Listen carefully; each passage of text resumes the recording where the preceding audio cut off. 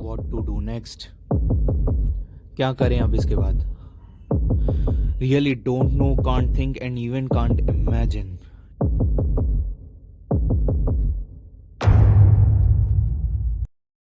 अभी कुछ हफ्ते पहले की बात है, मुझे इंस्टाग्राम पे रैंडम मैसेजेस आने लगे like why you are taking so much of stress, why you are not vibing like before. कहते हैं जिस आशीष को हम लोग स्कूल लाइफ में जानते थे वो स्कूल लाइफ के बाद एकदम बदल गया है। So after 1 year I decided to tell you the reason behind all of this. Like there is a story which starts from 8 सितंबर 2020। मैंने जॉब ज्वाइन करी सिर्फ और सिर्फ एक वैलिड रीज़न की वजह से। मेरी कभी इच्छा नहीं होती थी कि मैं कहीं पे जाके जॉब करूं, बिकॉज मेरे पास एक अच्छा खासा यूट्यूब चैनल था जिस पे मेरे व्यूज़ और सब्सक्राइबर्स दिन ब दिन बढ़ते जा रहे थे। लेकिन फिर भी मुझे जॉब ज्वाइन करनी पड़ी, जिसका एक स्पेशल रीज़न था। मेरे डैड और मेरे बीच में एक डील हुई, like if you earn and give to the home, मैं अपनी सारी बुरी आदतें छोड़ दूंगा, जैसे सिगरेट पीना और वगैरह वगैरह। तो मैंने कहा ठीक है, चलते हैं काम पे। तो ऑन 8 सितंबर 2020 मैंने एक ऐसी जगह जॉब करी जो कि एक फैशन एसेसरी की होलसेल शॉप थी। मैं आज तक यही सोचता हूँ मैंने 11 महीने वहाँ पे काम करके निकाल कैसे लिए। जो मेरा काम था ना वो कुछ ऐसा था, perfume, deo, belt, wallet, garment, सबका एक अपना अपना फ्लोर हुआ करता था। तो पहले ही दिन जब ग्राउंड फ्लोर पे 15 पार्सल आए थे परफ्यूम डियो के, और एक पार्सल में 2 कार्टून, वो भी 5-5 किलो के, मतलब एक कार्टून 10 किलो का, वो हमको लेके जाना था 4th फ्लोर तक। उसमें ही मेरी पहले दिन पे हवा टाइट हो गई। हर कस्टमर के लिए 5-5 मिनट में सैंडविच, लस्सी, वड़ा पाव, हवेली सब लेके आओ। क्यों? शादी में आने, बट क्या कर सकते हैं, शर्त रखी हुई थी, करना पड़ा, किया। हर एक को उसकी दुकान पे जाके उसके माल की डिलीवरी करके आओ। और जब मैं मई में नौकरी करता था ना, इतनी गर्मी होती थी, 45 to 49 डिग्री सेल्सियस होता था, मेरे पाँव जलते थे एक्टिवा पे। और डिलीवरी का मैप आपको मैं दिखाऊं कैसा होता था।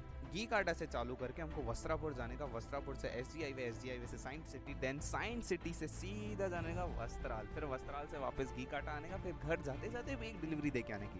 हमको एक अभी पुलिस वाले ने पकड़ लिया, मैंने इतना प्यार से बात किया, इतना प्यार से बात किया ना, बोला उसने कि लो यार तुम लोग फाफड़ा खाओ, पपीता खाओ, चटनी वटनी में डाल के खाओ। मैं कहा नहीं सर, अगर चाय पी हुई है, अगर नहीं चाय पी हुई होती तो मैं आपको खुद खिलाता। तो बोले ठीक है यार, चलो मास्क का ही चलाने, जान दो। अगर कोई भी पुलिस वाले से तुम आराम से बात करोगे ना तो वो तुमको जाने ही देगा। देखो जैसे हमारे पास इतना सारा माल था, मेरे को लगा हमको माल के लिए पकड़ा, बट माल के लिए हमको नहीं पकड़ा था। फिलहाल तो हम लोग वस्त्राल जा रहे हैं, पर ट्रैफिक के हिसाब से बहुत भीड़ है। ये पास भी बहुत सारा माल है, हम लोग सब पूरी बहुत टाइम बाद ऐसा होता है कि हम दोनों जने माल देके निकले, और कोई भी शॉप में से 2 जने माल देके निकलते, मतलब फुल जलसा पार्टी वार्टी करके आने की, मतलब खा पी के ही आने का, फिर बिना खाए पिए जाने का नहीं, क्योंकि हम खाना भी वैसे भी देर से खाते हैं, 4:30-5 बजे जब गिराकी होती है। एक दिन में मैं अराउंड कम से कम 4 से 5 घंटे गाड़ी चलाता था, इसलिए मुझे अब 2 व्हीलर से नफरत होने लगी, एकदम नफरत। मेरे दोस्त भी बोलते थे चल चक्कर मार के, मैं कहा नहीं। और जब मैं इतना ट्रैवल करता था, माल देने जाता था सबको, तो मेरी पीठ में बहुत दर्द पड़ता था। फटाफट किधर ना किधर गाड़ी रोका के गन्ने का जूस, चाय, कॉफ़ी पी लेता था। और उस दौरान बीच में अगर मेरे को कोई फ़ोन आता था कि भाई कहाँ पहुँचा, संजू पिक्चर देखी है? अरे बहुत बहुत बहुत ट्रैफिक है यार। ये मोहम्मद चक्कर, कोई एक्सीडेंट हुआ है क्या? उसको हटा। अरे टैक्सी को हटाना। और जब स्टाफ में अनबन होती थी और मेरे ऊपर कोई चिल्लाता था ना, पूरा दिन खराब हो जाता था मेरा। मतलब पूरा दिन इतना गुस्सा चढ़ा हुआ रहता था ना मेरे माथे पे, एकदम चिड़चिड़ा। और जब मैं SG हाईवे में पेमेंट लेने जाता था तो ऐसा सीन होता था, भैया पेमेंट कल आना। दूसरा दिन, भैया पेमेंट, अरे फ़ोन करके आने का ना, कल आना। तीसरा दिन, भैया पेमेंट आज नहीं होगा, कल आना।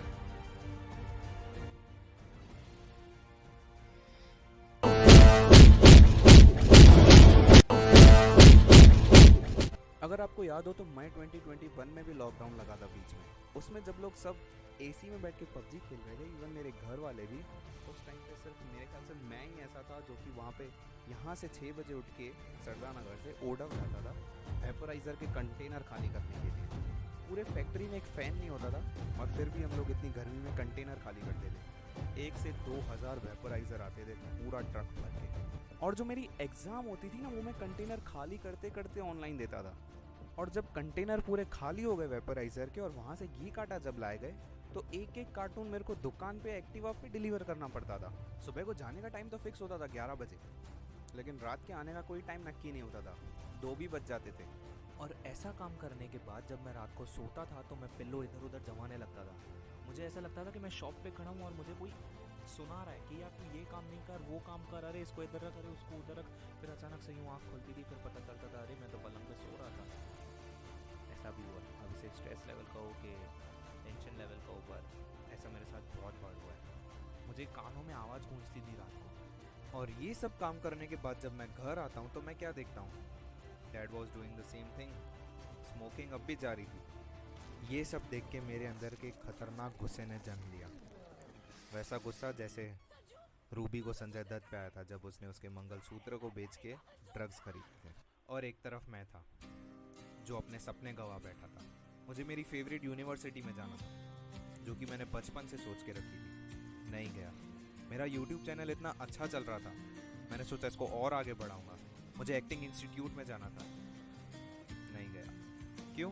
बिकॉज जब मेरी सैलरी थी उसी में से ही मेरे को अपने खर्चे निकालने थे, मेरी कॉलेज की फ़ीस भी निकालनी थी। इन शॉर्ट पूरा खर्चा मेरी सैलरी पे ही निर्भर करता है। कुछ भी नहीं हो पाया बिकॉज जितनी मेरी सैलरी थी उससे ज़्यादा तो उसकी फ़ीस थी एक सेमेस्टर की। और जब ऐसे मेरे सपने टूटने लगे तो मैंने बात करना बंद कर दिया।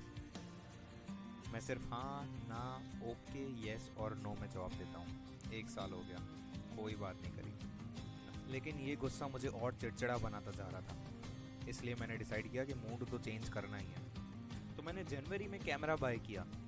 1 महीने तक मूड काफ़ी अच्छा था बिकॉज नया कैमरा था, मेरा एक सपना पूरा हुआ था जो कि मैंने खुद किया था। पर 1 महीने के बाद वापस वैसे का वैसा हो गया।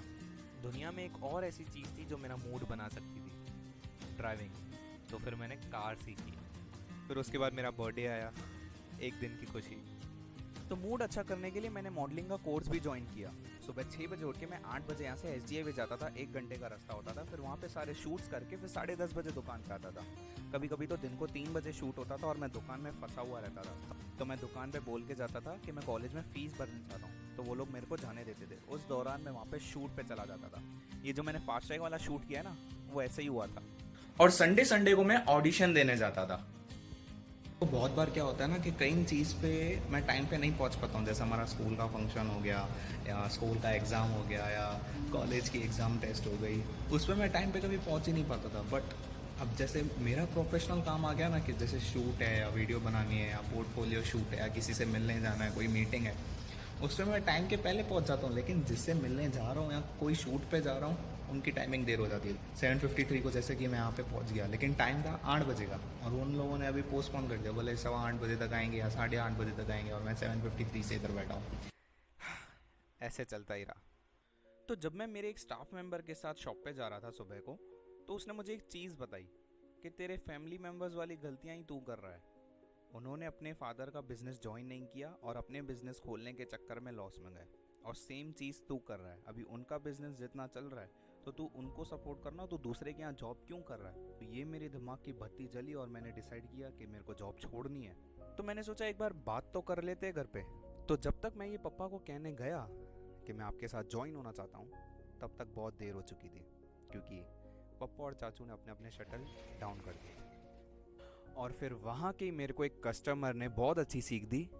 जब मैं उसको छोड़ने चला था किधर, तो उसने मुझे कहा कि बेटा अगर तेरे को कुछ बड़ा करना है ना तो रिस्क लेना ज़रूरी है, बिकॉज जो नौकरी है वो छोटे पैसों की टोकरी है। देन फिर मुझे जॉब छोड़नी ही थी कुछ भी करके, पर कोई रीज़न नहीं मिल रहा था। फिर एक रीज़न मिला, बड़े पापा की शॉप। तो बड़े पापा की शॉप भी छोटी थी, तो मैंने सोचा क्यों ना ये धंधे को बढ़ाया जाए। तो मैं वहाँ से निकल के फिर बड़े पापा के शॉप पे गया। 1 महीना मैंने काम किया और उसके बाद मैंने खुद की शॉप ओपन करी। जब हम शॉप खोलने वाले थे तभी मेरे को ध्यान में आया कि मेरे को तो एक्टर बनना है, तो मैं शॉप के पीछे क्यों पड़ा हूँ। तो जब तक मैं ये बोलने जाऊँ और तब तक बड़े पापा ने दुकान देख ली और खुल गई। मैंने कहा अब तो कोई ऑप्शन ही नहीं है। तो फिर मैंने चाचू को बोला कि आप मेरे साथ बिज़नेस करो। तो फिर हम दोनों अब वहाँ पे रेगुलर जाते हैं, बट अभी भी मैं फंसा हुआ हूँ, यहाँ से बाहर कैसे निकले। लेकिन अब क्या करे, सपने भी तो मेरे हैं, तो पूरे भी तो मेरे को ही करने पड़ेंगे। फिर भले ना कोई साथ दे या ना दे, आगे तो बढ़ के रहूंगा।